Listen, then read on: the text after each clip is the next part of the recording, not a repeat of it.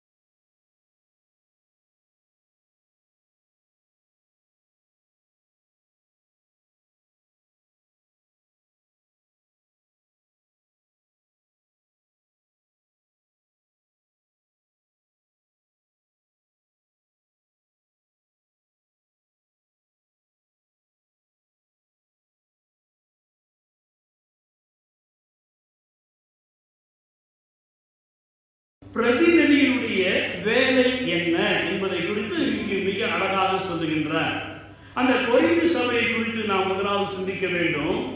இந்த கொரிந்து என்கிற இந்த பட்டணமானது போக்கிரிகள் நிறைந்த இடம் என்று சொல்லி அதனுடைய அர்த்தம் சொல்லப்படுகிறது. ஏனென்றால் பல தேசத்து ஜனங்கள் அந்த இடத்துல அந்த நாட்களிலே வாழ்ந்து கொண்டிருந்தார்கள். அது ஒரு இயற்கையான துறைமுகமாக இருந்தபடியினாலே அங்கு வணிக காரியங்கள் அதிகமாக செயல்பட்ட அந்த நாட்களிலே பல தேசத்தார் அந்த கொரிந்து பட்டணத்திலே இருந்தார்கள்.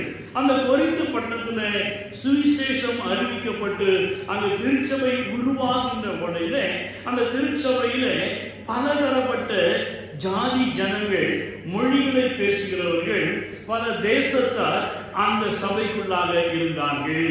ஆனால் யூத மார்க்கத்தார் தங்களுடைய காரியங்களே அதிகமாக அங்கு செயல்படுத்த வேண்டும் என்று மோசேயின் கட்டளைகளை அதிகமாக விருத்த சேதனம், நியாயப்பிரமாணம் இவைகளுடைய காரியங்களை அதிகமாக they emphasize the Moses law. அதை அதிகமாக அவர்கள் அங்கு உருவாக்கப்படுத்தி அதை மேன்மைப்படுத்தினார்கள். ஆனால் அதே நேரத்தில் அப்படிப்பட்ட சூழ்நிலையிலே யூதர்கள் இருக்கின்றவர்கள் புறஜாதிகளாக இருந்து வந்தவர்கள் அவர்களுடைய முறையின் பிரகாரமாக விக்கிரக வழிபாடு, இன்னும் அடல்ட்ரி, இந்த காரியங்களே மிக சுலபமாக தங்களை ஈடுபடுத்திக் கொண்டு சபைக்குள்ளாக விசுவாச செயல்களிலே ஈடுபட்டுக் கொண்டிருந்தார்கள். கொரிந்திய சபைக்கு பவுல் அப்போஸ்தலன் 4 நிருபங்களை எழுதுகின்றான். ஆனால் நம்முடைய கரத்திலோ 1, 3 மாத்திரம் கிடைத்திருக்கிறது, 2, 4 கிடைக்கவில்லை. எனவே இந்த கொரிந்து சபைக்கு அவன் சொல்லுகின்ற வகையில அவன் 2 காரியங்களை விசேஷமாக சொல்லுகின்றான். ஒன்று, சபைக்கு புத்தி சொல்லுதல். அந்த 2 கொரிந்தியர் 5:20 வாசிக்கின்ற வகையில அங்கு அவர் சொல்லுகின்ற வகையிலே நாங்கள் கிறிஸ்துவுக்கு ஸ்தானாதிபதிகளாக இருந்து தேவனோட ஒப்புரவாகுங்கள் என்று கிறிஸ்துவின் நிமித்தம் உங்களை வேண்டிக் கொள்கிறோம். அப்பொழுது அவன் சபைக்கு எங்களை கொண்டு புத்தி சொல்லுகிறது போல என்று ஆரம்பிக்கின்றார். அப்பொழுது சபைக்கு முதலாவது புத்தி சொல்லுகின்றான். சபை எப்படி நடக்க வேண்டும், என்ன காரியங்களை செய்ய வேண்டும் என்று முதலாவது சபைக்கு தேவை இந்த ஞான உபதேசங்கள். இரண்டாவதாக தேவனோடு ஒப்புரவாகுங்கள். அப்படி என்றால் 2 காரியத்திலும் அந்த திருச்சபையானது குறைவுபட்டு இருந்தது. எனவே இந்த 2 காரியங்களை அங்கு சொல்கிறதை பார்க்கிறோம். பழைய ஏற்பாட்டுக்குள்ளாக ஆபிரகாம் தேவனுடைய பிரதிநிதியாக அவர் செயல்பட்டார். அவர் தேவனுடைய பிரதிநிதியாக இருந்தும் மனைவியினுடைய மாம்ச வார்த்தைக்கு கீழ்ப்படிந்து அவர் தன்னுடைய வாழ்க்கையிலே வேறொரு காரியத்தை தன்னிலே அவர் ஏற்றுக்கொண்டார். ஆனால் தேவனாகிய கர்த்தர் அவனோடு கூட பேசுகின்ற வகையிலே ஆவிக்குள்ளாக அவன் பிரதிநிதியாக இருந்து ஆகாரையும் அவள் குமாரனையும் வீட்டை விட்டு வெளியே அனுப்பிவிட அவர் கீழ்ப்படிந்தார். ஆனால் ஆபிரகாமுடைய வாழ்க்கையில நீங்கள் படித்து பார்க்கின்ற ஆதியாகம புத்தகத்தில் அது அவருக்கு மன மடிவாக, மன நோவாக, மன வேதனையாக இருந்தது. ஏனென்றால் மாம்ச சம்பந்தமான உறவுகளினாலே ஏற்பட்ட அந்த ஒரு உறவை அவரால் மேன்மைப்படுத்த முடியவில்லை.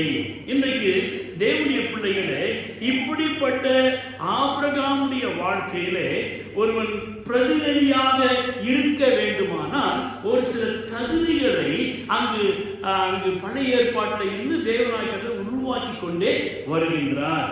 புதிய ஏற்பாட்டுக்குள்ளாக நாம் இதை குறித்து பார்க்கின்ற வகையிலே சபைக்கு புத்தி சொல்லுதல் என்றால் 1 பேதுரு 4ஆம் அதிகாரம் 7 முதல் 11 வசனங்கள் வரை நாம் வாசிக்க கேட்போமா? 1 Peter chapter 4 verse number 7 to 11. எல்லாவற்றிற்கும் முடிவு சமீபமாயிற்று. ஆகையால் தெளிந்த புத்தி உள்ளவர்களாய் இருந்து ஜெபம் பண்ணுவதற்கு ஜாக்கிரதை. எதற்கு ஜாக்கிரதையாக வேண்டுமா? ஜெபம் பண்ணுவதற்கு முதலாவதாக ஜெபம் பண்ணுவதற்கு ஜாக்கிரதையாக இருங்கள். எல்லாவற்றிற்கும் மேலாக ஒருவரில் ஒருவர் ஊக்கமான அன்புள்ளவர்களாய் எப்படி கொள்ளுமா? ஊக்கமாக அன்பு கூறுங்கள். அன்பு திரளான பாவங்களை மூடும். முறுமுறுப்பில்லாமல் ஒருவரை ஒருவர் உபசரித்து முறுக்கு சுடாம உபசரிக்கணும். அவனவன் பெற்ற வரத்தின்படியே நீங்கள் தேவனுடைய பற்பல கிருபையுள்ள வரங்களை பகிர்ந்து கொடுக்கும்படி நல்ல உக்கிரானக்காரர் போல ஒருவருக்கொருவர் உதவி செய்யுங்கள். யாரை போல? உக்கிரானக்காரனை போல உதவி செய்யுங்கள். ஒருவன் போதித்தால் தேவனுடைய வாக்கியங்களின்படி போதிக்க கடவன். தேவனுடைய வாக்கியங்களின்படி போதிக்க கடவன். 5 காரியங்களை சபையிலே இருக்கிற விசுவாசிகளுக்கு புத்தி சொல்லுகின்றார் பேதுரு. எதற்காக இந்த 5 காரியங்கள் தேவை என்றால், தேவனுடைய உபதேசங்களை நாம் கற்றுக்கொண்டு நம்முடைய குடும்பங்களை நடத்தும் கடவுளுடைய பிரதிநிதிகளாக மாற வேண்டும் என்று சொல்லி. அல்லேலூயா. யார் பிரதிநிதி? யாரு? குடும்ப தலைவர், குடும்ப தலைவி. நீங்க தான் பிரதிநிதி ஆகணும். முதல்ல உங்க குடும்பத்துக்கு நீங்க தான் பிரதிநிதி, தலைவர்கள், தலைவியாக மாற வேண்டும். அதற்காக நாம் பயிற்றுவிக்கப்படுகின்றோம். திருச்சபைக்குள்ளாக நாம் விசாரிப்புக்காரராக, பந்தி விசாரிப்புக்காரராக, விசுவாசிகளாக நாம் சபைக்குள்ளாக இருக்கின்ற வகையிலே சபையானது நம்மை குடும்பத்திலே பிரதிநிதியாக இருக்க நம்மை உருவாக்குகின்றது. ஆயர்களை கொண்டு, போதக பிதாக்களை கொண்டு, போதக வார்த்தைகளை கொண்டு, போதக சிக்ஷைகளை கொண்டு நம்மை உருவாக்குகிறது. யாராக? பிரதிநிதியாக. அப்பொழுது இன்றைக்கு நீங்கள் யாராக மாறணும்? சொல்லுங்க. நான் என்னுடைய குடும்பத்துக்கு பிரதிநிதி. நீ யாரு? இருக்கு. அப்போ குடும்பத்தில் யார் வரல? உங்க குடும்பத்தில் யார் வரல? அவங்களுக்கு கற்றுவும் துப்புங்க. நான் பிரதிநிதியா சொல்றேன். சபைக்கு வரலன்னா உங்களுக்கு சாப்பாடு கிடையாது. சபைக்கு ஆராதனை வரணும் என்ன கிடையாது? போடாத. நாம் பிரதிநிதிகளாக, தலைவர்களாக மாறணும். அப்பொழுதுதான் அவர்கள் கிறிஸ்துவின் ராஜ்யத்திலே பங்குள்ளவர்களாக மாற முடியும். எனவே நாம் என்ன உபதேசங்களை கற்றுக்கொள்ள வேண்டுமா? முதலாவது என்ன சொன்னாரு? 5 காரியங்களே. முதலாவது எப்படி ஜெபம் பண்ணுமா? ஜாக்கிரதையாக ஜெபம் பண்ணணும். வாய்க்கு வந்த மாதிரி இல்லை, சொன்னதே சொல்லிட்டு இருப்பாங்க. ஒரு சில ஐயன்மாருக்கு பார்த்தீங்கன்னா அவருக்கு 4 வசனம் தெரிஞ்சிருக்கும். எந்த வீட்டில் போனாலும் வானம் சிங்காசனம் பூமி பாதப்படி, அல்லாட்டினா சொல்லும்படியே கேட்கிறேன், அல்லாட்டினா கர்த்தர் நல்லவர்கள் ருசிப்பார்கள், சிகிக்குட்டிகள் தாய்ச்சல், இந்த 4 வசனம் ரிப்பீட் பண்ணிருப்பாங்க. எனவே உடைய ஜெபத்திலே வேத வசனத்தை நீ அதிகமாக புதிய புதிய வசனத்தை மனப்பாடம் பண்ணணும். ஜாக்கிரதையாக ஜெபிக்கணும். நீ ஜெபம் பண்ற நேரத்துல அந்த சிச்சுவேஷன் ஏற்ற மாதிரி சுருக்கமா ஆசீர்வாதமா இருக்கணும். வியாதியா இருக்கிற வீட்டுல போய் ஜெபம் பண்ற நேரத்துல ஆண்டவரே அங்கு அற்புதத்தை செய்யும் ஆண்டவரே என்று அற்புதத்தை எதிர்பார்த்து தான் நாம் ஜெபிக்கணும். ஜெபம் என்றால் என்ன? சொல்லுங்க. ஜெபம் என்றால் என்ன? Very good. அவரோடு பேசுவது. அப்புறம் அவ்வளவுதானா? நான் பேச அவர் கேட்பார், அதுதான் என் ஜெப வேலை. அவர் பேச நான் கேட்பேன், அதுதான் என் ஜெப நேரம். அதான் ஜெப நேரம் என்பது. 2 பேரும் கம்யூனிகேஷன், ஒருவரோடு ஒருவர் பேசுவதுதான் ஜெபம் என்பது. அப்பொழுது நான் ஆண்டவரிடத்திலே எதை பேசுகிறேன் என்றால், என்னுடைய தேவைகளை, என்னுடைய பிரச்சனைகளை, என்னுடைய போராட்டங்களை, என்னுடைய குறைவுகளை நிறைவாக்கும்படியாக நான் பேசுகிறேன், கேட்கிறேன் ஆண்டவரிடத்தில். என்னுடைய ஜெபம். ஆனால் ஆண்டவர் எப்படி பேசுவார்? அப்ப நீங்க என்ன செய்யணும்? வசனத்தை வாசிக்கணும். வசனத்தை நீங்க வாசித்தா உங்க பிள்ளைங்க பார்ப்பாங்க. அம்மா பைபிள் எடுத்து வாசிட்டு இருக்காங்க, பப்பா பைபிள் எடுத்து வாசிட்டு இருக்காரு, பப்பா முழங்கால் பண்ணி ஜெபம் பண்றாரு, மம்மா முழங்கால் பண்ணி ஜெபம் பண்றாங்க என்று நீங்கள் செய்வதை பிள்ளைகள் பார்ப்பது மாத்திரம் செய்வாங்க. ஆமா, ஊழியக்கார குடும்பத்தில் பார்த்தீங்கன்னா அந்த சின்ன பிள்ளைங்க என்ன செய்வாங்க, பேய் ஓட்டுவாங்க. அப்படின்னு அது பேசவே வராது, தலைமுறை அப்படின்னு சொல்லும். ஏன்? அப்பங்காரலாம் அம்மையை அவங்க ஊழியம் செய்கிறபடினாங்க. தேவனுடைய பிள்ளைகளை அப்படியே நாம் என்ன செய்யணும், நம்முடைய பிள்ளைகளுக்கு முன்பதாக ஜெபிக்கவும் வேதத்தை வாசிக்கவும். வேதத்தை நீங்கள் வாசிப்பீர்கள் என்றால் தேவன் உங்களோடு கூட உறவாடுகின்றார், பேசுகின்றார். எனவே நீங்க வேதத்தை வாசிக்கிறேன்னா உங்க ஜெபம் கேட்கப்படாது, உங்களுக்கு பதில் ஒரு நாளும் வராது. வெறும் பெட்டிஷன்ஸும் அப்ளிகேஷன்ஸும் இஸ் கோயிங் அப் அப், அது கீழே உங்களுக்கு பதில் கையில கொடுத்துட்டாரு. Already is given once for all, முழுச கொடுத்துட்டாரு.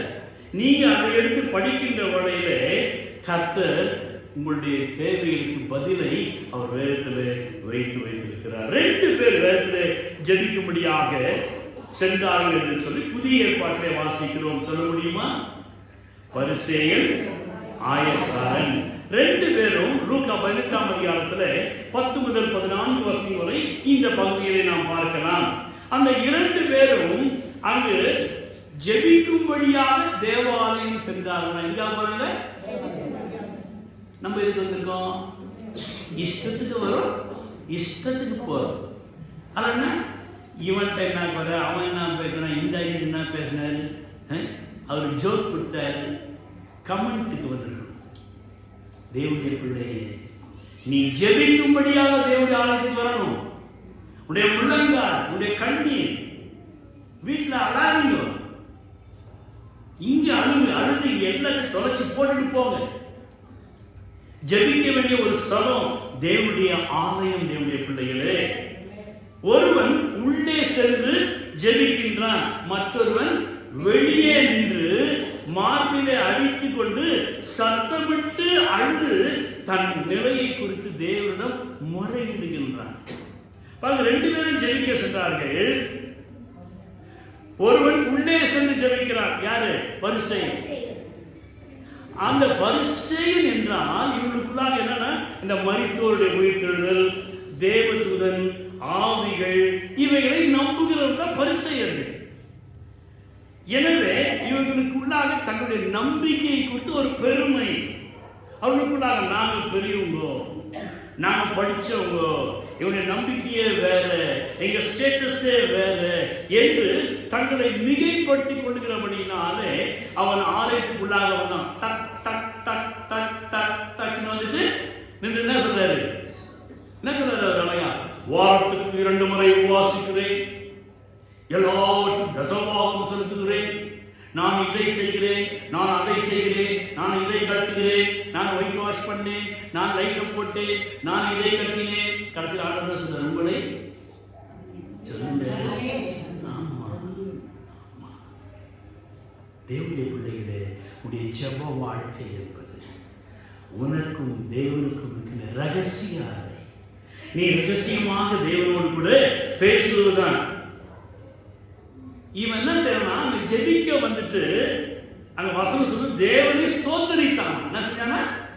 ஆமா, இன்னைக்கு வந்தோட ஸ்தோத்திரம் தோத்திரம் தோத்திரம் தோத்திரம் தோத்திரம் தோத்திரம் தோத்திரம். அதான் நான் சொன்னேன், நீங்க தோத்திரம் சொல்றீங்களா இல்ல தோத்திரம் சொல்றீங்களா? தேவனுடைய பிள்ளைகளே, நாம் ஆண்டவருடைய சமூகத்தை ஸ்தோத்திரிப்பது நல்லது. ஆனால் அதே நேரத்தில் நாம் தேவனுடைய சமூகத்திலே வருகின்ற வழியிலே நமக்காக மாத்திரமல்ல மற்றவர்களுக்காகவும் செய்யும். இவர் ஜெபம் பண்றாரு, யாரை போல இல்லை, நானே அங்க இருக்கிறாப்பா ஆயக்காரனை போல, இவனை போல இல்லை. ஏன்னா இங்க பாஸ்டர் சொல்லி கொடுத்தாங்க, மற்றவர்களுக்காக நீ ஜெபம் பண்ணணும். அதனால சொல்றேன்ல, அவங்கள காமிக்கிறார். தேவனுடைய பிள்ளைகளே, நம்முடைய ஜெபமானது மற்றவர்களுக்காக நாம் எப்படி ஜெபிக்கின்றோம், சோதரிக்க வேண்டியது நல்லதுதான்.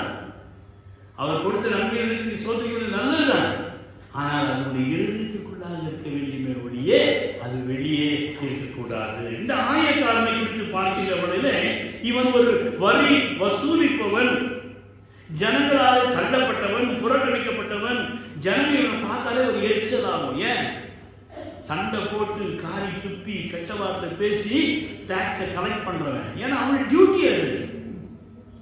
எனவே இப்படிப்பட்ட ஒரு கோபமுடையவனாக இருந்திருக்கலாம். ஆனால் இவனுடைய வாழ்க்கையிலே ஆண்டுடைய சமூகத்தில் வருகின்றவர்களே அவன் தன்னுடைய தவறுகளை உணர்கின்றான். நான் ஜனங்களுக்கு இப்படிலாம் பேசிட்டேன் என்று சொல்லி உணர்வுடைய பாவ அறிக்கையுடைய ஜெபத்தை அவன் செய்கிறானே ஒழிய கடமைக்காக, சாக்கிரமத்துக்காக, பெருமையாக, தன்னையே ஆராய்ந்து பார்க்காதபடிக்கு பெருமைக்குரிய ஜெபத்தை அவன் ஜெபிக்கவில்லை. நாம் இதற்காக தேவனுடைய ஆலயத்திற்கு வந்திருக்கின்றோம். நம்மை நாமே சற்று ஆராய்ந்து பார்ப்போம். நீங்க உங்களை ஆராய்ச்சி பாருங்க. தேவனுடைய சமூகத்தில் வந்து நாம் நெஞ்சத்திலே தூய்மையுண்டோ இயேசு வருகிறார்.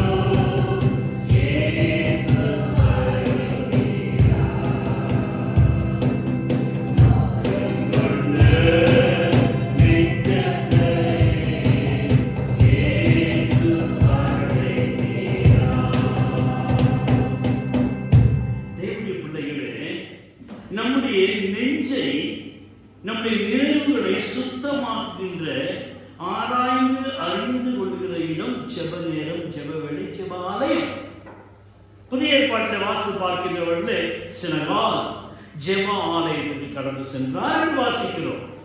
ஆனால் இன்னைக்கு நம்ம என்ன வச்சுக்கிறோம்? சபைக்கு நல் மீட்பது, அந்த மீட்பது, இம்மானுவேலு, இது விசுவாசம் உள்ள சபை, விசுவாசம் இல்லாத சபை, நம்பிக்கை சபை, நம்பிக்கை இல்லாத சபை, எதுவுமே கிடையாது. இந்த ஜெபம் என்கிற வார்த்தையே இன்றைக்கு மறைந்து கொண்டு வருகிறது விசுவாசிகள் மத்தியிலே. எனவே முதலாவது எப்படி ஜெபிக்கணுமா? ஜாக்கிரதையாக ஜெபிக்கணும். பிரசங்கிகள் அதை குறித்து ஆழமாக வாசிக்கலாம். இரண்டாவது என்ன சொல்கிறார்? ஊக்கமாக அன்பு கூறுங்கள். எப்படி அன்பு கூறணுமா? ஊக்கமாக அன்பு கூற வேண்டும். அதற்கு லூக்கா 10வது அதிகாரம் 30 முதல் 35 வரை பார்க்கின்றவர்களே அங்கு 3 விதமான தலைவர்களை நாம் பார்க்கலாம். அந்த இதை போல சபைக்குள்ளாகவும் இந்த 3 விதமான ஜனங்கள் உண்டு. முதலாவது ஆசாரியன், இரண்டாவது லேவியன், மூன்றாவது சமாரியன். நமக்கு எல்லாம் தெரிந்த ஒரு பகுதிதான். எனவே இந்த மூவரை குறித்து பார்க்கின்றவர்களே ஆசாரியனும் லேவியனும் ஒரு குழுவை சார்ந்தவர்கள், ஆசாரிய ஊழியம் செய்கிறவர்கள். லேவியர்கள் என்றால் தேவனுக்காக பிரித்தெடுக்கப்பட்டவர்கள். அதிலே இதுதான் ஆசாரிய தத்துவம் வருகின்றது. எனவே இவர்கள் அங்கு தேவனாலே பிரித்தெடுக்கப்பட்டவர்களாக இருந்தபடினாலே இவர்கள் ஜனங்களிடத்திலிருந்து விலகி இருப்பார்கள். பிரதிநிதிகள். ஆமா, இதெல்லாம் பழைய ஏற்பாட்டில். ஆனா புதிய ஏற்பாட்டுக்குள்ளாக எப்பொழுது இயேசு சிலுவையிலே மரித்து திரைச்சிலை மேலே இருந்து கீழே வரைக்கும் கிழிந்ததோ அப்பொழுது ஓப்பன் டோர், எல்லாரும் உள்ள பிரவேசிக்க முடியும். அதற்காகத்தான் நாம் அனைவரும் யாராக மாற வேண்டும்? ராஜாக்களாக, லேவியராக உமக்கென தெரிந்து கொண்டீ. நாங்க பிச்சைக்காரனா தானே, நாங்க அவிசுவாசியா தானே, நாங்க உட்கார்ந்து கொண்டு இருப்போம். தேவனுடைய பிள்ளையே, கர்த்தர் உன்னையும் என்னையும் பார்க்கின்ற வகையில ஆசாரியர்களாக பேருல வாசிப்பாங்க. ஆசாரிய தத்துவத்தை அவர் நம் அனைவருக்கும் தருகின்றார். இங்க இருக்கவும் மாத்திரம் இல்லைங்க, நீங்களும் ஆசாரியர்கள். ஆனால் you have to practice for yourself and then your family, then only you have to come out. முதலாவது உறவுள்ளாக அந்த ஆசாரிய தத்துவம், அந்த பிரதிஷ்டை மிக அவசியமாக பிரதிநிதி தத்துவம் இருக்கிறது. இரண்டாவது, உன்னுடைய குடும்பத்திற்குள்ளாக நீ ஒரு பிரதிநிதியாக, ஒரு ஆசாரியனாக நீ அவர்களுக்கு உன்னை முன்மாதிரியாக காண்பிக்கின்றாய். ஆசாரிய தத்துவம். ஆனால் இந்த ஆசாரியனும் இந்த லேவியனும் பழைய ஏற்பாட்டினுடைய சித்தாந்தத்திற்குள்ளாக இருந்தபடியினாலே கீழே அங்கு குற்றுயிராய் கடந்த மனுஷனை பார்த்து தூர விலகி செல்கிறார்கள். காரணம் என்ன? தொட்டால் தீட்டு ஆகிவிடுவோம் என்று, தங்களுடைய பரிசுத்த குலைச்சல் ஆகிவிடும் என்று. இன்றைக்கு அநேகருக்கு இதுதான், தங்களையே பரிசுத்தவான்களாக மேன்மையுள்ளவர்களாக மற்றவர்களை அற்பமாக எண்ணுகிறார்கள். ஆனால் வேதம் அதை ஒரு நாளும் அனுமதிக்கவில்லை. தேவனுடைய பிள்ளைகளே, அடுத்ததாக யார் வருகிறார்? சமாரியன். இந்த சமாரியர்கள் யார் என்றால், இவர்கள் தள்ளப்பட்டவர்கள். யூதர்களும் புறஜாதிகளும் இணைந்து உருவான சந்ததி தான் சமாரியர்கள். எனவே இந்த சமாரியர்கள் அன்புக்கு ஏங்குகிறவர்கள், ஜனங்களாலே தள்ளப்பட்டவர்கள். ஆனால் மோசேயுடைய நியாயப்பிரமாணத்தை மிக தெளிவாக அறிந்தவர்கள். அதைத்தான் இங்க வாசிக்கிற பகுதிகளை வாசிக்கிறோம். அந்த சமாரிய ஸ்திரீ அங்கு ஆண்டவர்கள் பேசுகின்ற வகையிலே அவள் வேத வசனங்களை, நியாயப்பிரமாண காரியங்களை அவள் குறிப்பிடுகிறதை பார்க்கின்றோம். இன்றைக்கு நாம் வேத வசனத்திலே எந்த அளவுக்கு ஆழமுள்ளவர்களாக, அறிவுள்ளவர்களாக காணப்படுகின்றோம். எனவே இந்த சமாரியன், இந்த தள்ளப்பட்டவன் அந்த குற்றூராய் கிடக்கிற மனுஷனை தன்னுடைய சொந்த வாகனத்திலே ஏற்றி அவனுக்காக செலவு செய்ய அவன் செய்து அவன் ஆயத்தமுள்ளவனாக இருக்கின்றான். காரணம் என்ன? இவன் தான் பிரதிநிதி. ஆசாரியன் அல்ல, லேவியன் அல்ல, பெருமைக்காரர் அல்ல, அகந்தைக்காரர் அல்ல, குற்றம் கண்டுபிடிக்கிறவர் அல்ல. இவனுக்கு வேதம் தான் தெரிஞ்சிருக்கும், எல்லா சாக்கரமும் தெரிஞ்சிருக்கும். ஆனால் கவுண்ட் பண்ணி கீழே பார்த்தா 0 தான் இருக்கும். தேவனுடைய பிள்ளையே, என்னுடைய வாழ்க்கையில நான் எப்படிப்பட்டவனாய் இருக்கின்றேன்? தள்ளப்பட்டவர்களை, ஒதுக்கப்பட்டவர்களை நான் இன்றைக்கு அணைத்துக் கொள்ளுகிறவனாக அவருடைய சத்தியத்தை விதைத்து அவர்களை பிரதிநிதிகளாக மாற்றும்படியாக நான் ஒரு பிரதிநிதியாக செயல்படுகிறேனா? சற்று நாமே சிந்தித்து பார்ப்போம். மூன்றாவதாக, முறுமுறுப்பு இல்லாமல் உபசரியுங்கள் என்று சொல்லுகின்றார். எப்படி உபசரிக்கணுமா? வந்துட்டான். ஆமா, இந்த ஆளுக்கு எப்போ அவங்க வீட்டுல எல்லாம் வந்துட்டே இருப்பாங்க, நான் வடிச்சு கொட்டணும் என் தலையெழுத்து. அவங்க போய் அடுத்த நாளே அவங்க வரட்டும், மம்மி வரீங்களா? எங்க வீட்டுல இருந்து வராங்கோ, இன்னைக்கு மாட்டுக்கறி. எப்படி உபசரிப்பு? நேற்று முறுமுறுப்பு, இன்னைக்கு இது காட்டா விசுவாசம் விஷ ஊசுங்க. தேவனுடைய பிள்ளை, உன்னுடைய உபசரிப்பு எப்படி இருக்கு?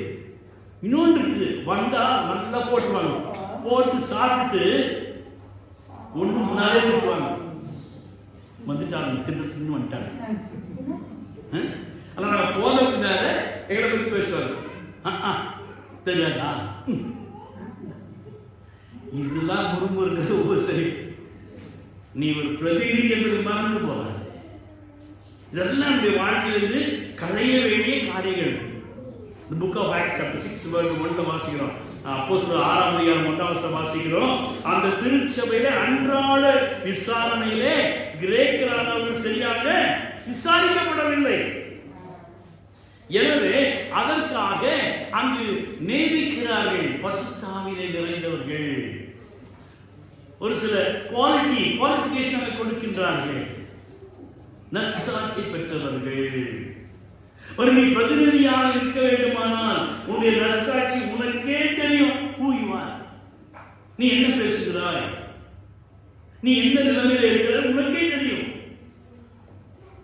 எனவே தேவனுடைய பிள்ளைகளே, ஆதி திருச்சபையிலே உபசரிப்பை குறித்து மிக தெளிவாக அங்கு பவுலும் பேதுரும் கற்றுக் கொடுக்கிறார்கள். நாம் எப்படி உபசரிக்க வேண்டுமா? உங்களுக்கு யாரை பிடிக்கலையோ சொல்லுங்க, எனக்கு யாரை பிடிக்கலையோ அவங்களுக்கு அன்பு கூற வேண்டும். என்ன வைத்தியம் பண்ணோம்? கட்டிப்பிடி வைத்தியம். ஆமா, ஒரு சில இல்லைங்க நம்ம மன்னிச்சிட்டோம், ஆனா நம்ம டிஸ்டன்ஸ். அப்ப ஆண்டவர் என்ன செய்வாரு? நான் உங்களுக்கு டிஸ்டன்ஸ் மெயின்டைன் பண்றேன். அவர் எல்லாரும் மன்னிச்சிட்டாருமா, வசந்தாமா எல்லாரும் மன்னிச்சிட்டாரு.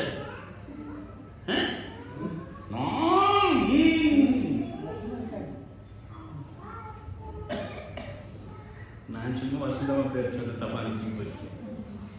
தேவனுடைய பிள்ளையே, நம்முடைய முறுமுறுப்பை நீங்க முறுமுறுத்தரமா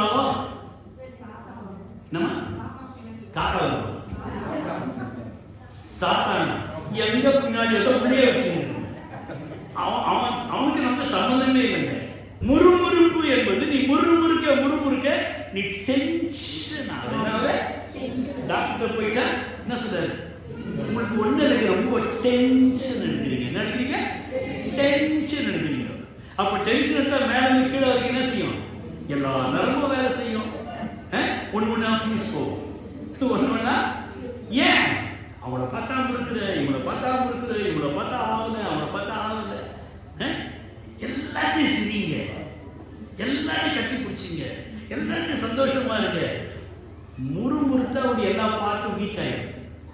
சந்தோஷமா இருக்காலும் மேல கீழே நரம்பு வேலை செய்யும். அப்ப என்ன ஆகும்? செத்து போன பார்ட்ஸ் கூட உயிராயிடும். ஆமே, அப்படி எங்க முறுமுறுக்கிறீங்க? தேவனுடைய பிள்ளையே, உபசரிக்க வேண்டும். யாரை உபசரிக்கணும்? உன்னை நீ உபசரித்துக் கொள்ள வேண்டும், முறுமுறுப்பு இல்லாமல். அடுத்து சொல்றாரு, உக்கிரான காரனை போல உதவி செய்யுங்கள். யார போல? உக்கிரான காரனை போல. உக்கிரானம் என்பது மத்தேயு 25ஆம் அதிகாரம் 15வது வசனத்துல அந்த உக்கிரான காரியங்களை குறித்து பார்க்கலாம். பண காரியங்களை உண்மையாக செயல்படுகிறவர்களே உக்கிரானக்காரர்கள். ஒரு எஜமான் என்ன செய்கிறான்?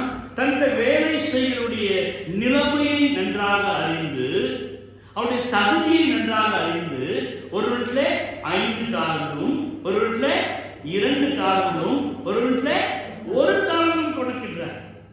5ஐ வாங்கினவன் வேறு 5ஐ சம்பாதிக்கிறான், 2ஐ வாங்கினவன் வேறு 2ஐ சம்பாதிக்கிறான், 1 வாங்கினவனோ நிலத்துல தோண்டி உதைத்து போடுகிறான். அதுக்கு அவர் என்ன சொல்றாரு? சோம்பேறியான ஊழியக்காரனே. யார் சொல்றாரு? ஆமா, உன்னிடத்துல இருக்கிற தாளந்துகளை if you are not utilizing, அதை அதிகமாக பெருக்கவில்லை என்றால் நீ ஒரு சோம்பேறி.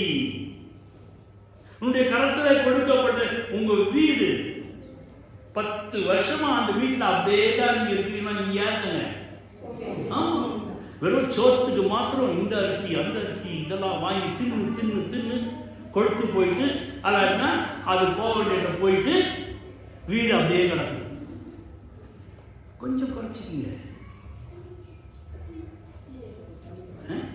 புரோக்கர் ரைஸ் சாப்பிட்டவங்களுக்கு வேண்டாம் நான் சொல்லுது. ரேஷன் ரைஸ் வந்து நான் போக சொல்லுங்க. புரோக்கர் ரைஸ் வாங்க, நல்ல ரைஸும் வாங்க, இதை பயன்படுத்துங்க. அதே மாதிரி 2 ரூபாய் கம்மி பண்ணி செலவு பண்ணுங்க. அதுக்கப்புறம் உங்களுடைய வீட்டை அலங்கரியுங்கள். நீ ஒரு உக்கிரானக்காரன். உன்னையும் உன் வீட்டையும் பார்க்கின்ற வகையில கண்டு கண்டு கொள்வார்கள் இவங்க எப்படிப்பட்டவங்க. இந்த உக்ரானக்காரன் என்ன செய்யணுமா? உதவி செய்ய வேண்டுமா? உதவி என்பது முதலாவது அவனுக்கு செஞ்சுக்கணும். அவனுடைய காரியங்களை அவன் தெளிவாக செயல்படுகின்ற வகையிலே அவனுடைய உக்ரானத்தில் உண்மையாக இருக்கிறான். கர்த்தர் அவனை பார்க்கிறார். அவன் தன்னுடைய காரியங்களை சரியாக செய்கிறான். வேலைக்கு போற நீங்க 9 மணிக்கு பஞ்ச் பண்ணணும், 9 மணிக்கு தம்பு வைக்கணும். அதுக்கு மேல லேட்டா வந்தாலும் தான் கிடைக்காது. ஹாஃப் டே சம்பளம் போயிடும். சரியா தப்பா? அப்படியே கூட ஒன்று வச்சுக்கலாமா? கிரேஸ் டைம் போட்டு வைக்கலாம். வந்து அதை நீங்க என்ன செய்யணும்? ஆமா, தம்பு வைக்கணும். ஆண்டவர் வச்சிருக்காரு. நம்ம வாசல்ல யார் இருக்குது? தேவதூதர்கள். வர்ணம் பேர் என்ன கொடுக்கலாம்? ஆரஞ்சு பழம். சீக்கிரமா வந்தவங்களுக்கு முழுசா கிடைக்கும். லேட்டா வர வர முழு பழம் காலையிட்டு அவங்க சாப்பிடப்பட்ட தோல் இருக்கும், கொட்டை இருக்கும். அந்த வாசம் மோதி உள்ள போனாங்க. உன்னுடைய கருத்திலே அவர் உன்னை உக்ரானக்காரனாய் பார்க்கிறார்.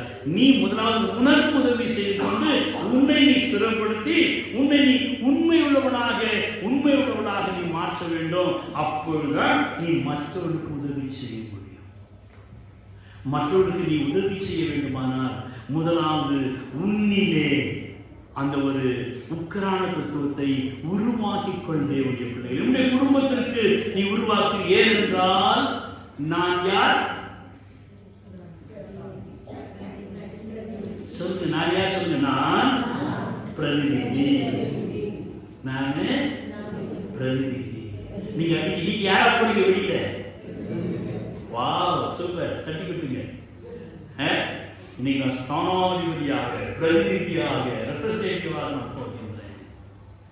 இந்த நாளிலே கர்த்தர் உங்களை அந்த நிலைமைக்கு வைத்திருக்கிறார். கடைசியாக தேவனுடைய வாக்கியங்களின்படி போதியுங்கள் என்று 5வது காரியத்தை வாசிக்கிறோம். தேவனுடைய வாக்கியங்கள் என்ன? 2 விதமான காரியம் இருக்கிறது. ஒன்று வேதம் போதிக்கின்ற உண்மை, 2வது திருச்சபை சட்டதிட்டங்கள். 2 காரியம். 2மே சபை வளர்ச்சிக்கு மிக அவசியமாக இருக்கிறது. முதலாவது தேவனுடைய வார்த்தை. ஏற்கனவே நாம் அதை சிந்தித்து விட்டோம். வாசிக்கணும். எவ்வளவு நாம் வாசிக்கிறோமோ, எவ்வளவு நாம் நேசிக்கிறோமோ அந்த அளவுக்கு தேவன் நமக்கு பதில் தருகின்றார்.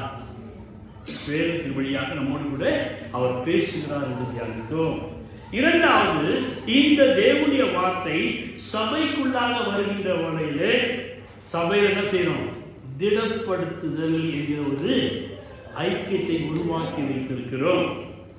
இந்த திடப்படுத்தல் என்றால் சாக்கிரம் வந்து திருவிருந்தில் பங்கு பெற என்ன எடுக்கிறாங்க? கிளாஸ் எடுக்கிறாங்க. என்ன எடுக்கிறாங்க? ஆனால் இன்றைய சமுதாயம் கிளாஸுக்கு வருவதற்கு என்ன இல்லை. ஆமா, அதனால என்ன செஞ்சிட்டாங்க? இந்த புக் எடுத்துருப்பா.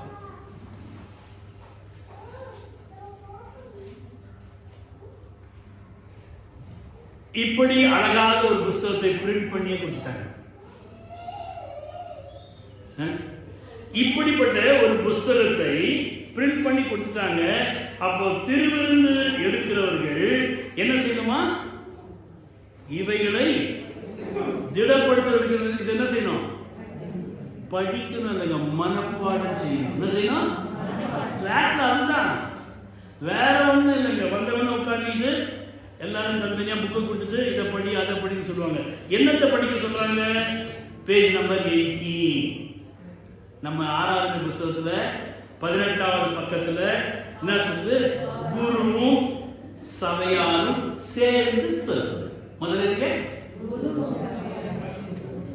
இதை நீங்க மனப்பாடமா சொன்னாதான் உங்களுக்கு திடப்படுத்தல். இதுல எத்தனையோ பேர் இப்ப கம்யூனிட்டி இருக்கோம். பெரியவங்க தெரியுமா? எனக்கு படிக்க தெரியாது. ரெக்கார்ட் பண்ணி தரோம். ஏற்கனவே அமைச்சர் ரெக்கார்ட் பண்ணி அதெல்லாம் கேட்க மாட்டோம். அதெல்லாம் கேட்டு உட்காந்து தேவனுடைய பிள்ளையே, ஒரு பிரதிநிதியாக மாற வேண்டுமானால், நீ பிரதிநிதியாக உனக்கு குடும்பத்துக்கு நீ மாற வேண்டுமானால், முதலாவதாக குருவும் சபையாரும் சேர்ந்து சொல்லுகின்றதை மனப்பாடம் பண்ணணும். அதுக்கு அடுத்தது பாவ அறிக்கை. என்ன அறிக்கை? ஆமா, பாவ அறிக்கை. மூன்றாவது நிச்சயா விசுவாச பிரமாணம். நான்காவது பரமண்ட ஜெபம். ஐந்தாவது அப்போஸ்தலர் விசுவாச பிரமாணம். ஆறாவது 10 கட்டளைகள். இவைகளை மனப்பாடம் செய்து சபைக்கு முன்னால வந்து சொல்லுகிறவர்களுக்கு மாத்திரம் திடப்படுத்தல் கொடுக்கப்படும். இது யார் சொல்றது? பிரதிநிதியா நான் சொல்லணும். ஏன்னா நீ தான் சொன்னீங்க, நீ சபைக்கு பிரதிநிதிப்பா, நீ சொல்ற பிரகாரம் நாங்கள் கேட்கணும். அதனால வர வருஷத்துல இருந்து பெருமையாக திருவிழா இருக்கிறீங்களோ அவங்க கூட தான் செய்யுங்க, மனப்பாடம் பண்ணி வச்சுக்கிட்டு நீங்க சொல்லலாம் எழுதிக்கலாம். கொஞ்சம் முயற்சி எடுங்க. இதெல்லாம் கசப்பா இருக்கா உங்களுக்கு? டாக்டர் போன என்ன கொடுக்குறாரு? கசப்பு மருந்து தான் கொடுக்குறாரு. ஆனால் அதை சாப்பிட்டா தான் என்ன செய்யும்? வியாதி குணமாகும். இதெல்லாம் நீங்க எடுத்துக்கொண்டாதான் என்ன செய்யும்? முகம் மாறாட்டா என்ன செய்யும்? ஒரு சந்தோஷமே ஒரு மகிழ்ச்சியே இல்லை. என்னடா இன்னைக்கு வச்சு இப்படி வாங்குதுங்க கொடுக்கிறது. எங்கள் வீட்டில் அப்படி தான் வளர்த்தாங்க. எங்கள் பிள்ளைங்க வந்திருக்காங்க, சோறு கிடையாது, ரவுண்டு போட்டு அடிப்போம். அதுக்காக உங்களை அடிக்கணும்னு நான் சொல்ல வரல. நாம் பிரதிநிதியாக மாறும். நீ உட்காந்து படிச்சு பாருங்க, உங்க பிள்ளைங்க பார்ப்பாங்க. இதாச்சு மகி பண்ணி படிச்சுட்டு இருக்காரு, கெனடி பண்ணி படிச்சுட்டு இருக்காரு, லியோ பார்ப்பான், லியோ படிப்பான். அப்ப அவன் அப்பா பார்ப்பாரு, லியோ படிக்கிறேன், என்னடா படிக்கிறேன் பாப்பா, அம்மா இருக்கு நான் அதெல்லாம் படிக்கிறேன், வெரி குட், எனக்கு போடுறான். ஆமென். கர்த்தர் உருவாக்குகிறார், கர்த்தர் உருவாக்குகிறார். எனவே இவைகள் ஒவ்வொன்றையும் திருச்சபையுடைய சட்டமாக இருக்கிறது. யோவான் 7ஆம் அதிகாரம் 49ஆவது வசனம். John chapter 7 verse number 49. வேதத்தை அறியாதவர்களாகிய இந்த ஜனங்கள் சபிக்கப்பட்டவர்கள் என்றார்கள். ஆமா, யாருங்க? யார் வேதத்தை அறியாதவங்க? யாரு? நம்ம வேதத்தை அறிந்து கொண்டால் நம்ம வீட்டில் சாபம் வராது. ஆமென். வேத வாசிக்கல, மனப்பாடம் பண்ணல, வேதத்துக்கு பேசுறது என்ன வரும்? சாபம்னா என்னங்க? வீடை நீங்க கிளீன் பண்ணா பாருங்க மேலே எப்படி இருக்கு பாருங்க, அதுதான் இருக்கும். நீ உன்னை சுத்தம் பண்ணா உன் வீடு சுத்தமா. எனவே வேதத்தை அறியாத ஜனங்கள் சபிக்கப்பட்டது. நாம் எப்படிப்பட்டவர்களாக இருக்க வேண்டும் என்று பரிசுத்த பவுல் எபிரேயர் நிருபத்தில் சொல்லுகின்ற வகையில 5ஆம் அதிகாரம் 12ஆம் வசனம் வாசிங்க. Hebrew chapter 5 verse number 12. காலத்தை பார்த்தால் போதகராய் இருக்க வேண்டிய உங்களுக்கு தேவனுடைய வார்த்தைகளின் மூல உபதேசங்களை மறுபடியும் உபதேசிக்க வேண்டியதாக இருக்கிறீங்களா? யாரா இருக்கணும்? போதகராக இருக்கணும், பிரதிநிதியாக இருக்கணும். இவங்க யாருங்க? பிரதிநிதி.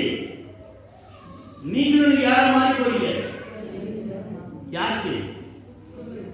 முதல்ல எனக்கு நானே பிரதிநிதி. முதல்ல எனக்கு நான், இரண்டாவது தான் என் குடும்பத்துக்கு. எனவே இந்த கிருபைகளை கர்த்தர் நமக்கு குடும்பங்களை நடத்தும் கடவுளின் பிரதிநிதியாக இன்றைக்கு நம்மை மாற்றி அனுப்புகின்றார். நாம் அப்படியே ஜெபத்தில் எழுந்திருப்போம். கர்த்தர் நம்மோடு பேசுவார். இயேசு கிறிஸ்துவில் சீடராகுவோம்.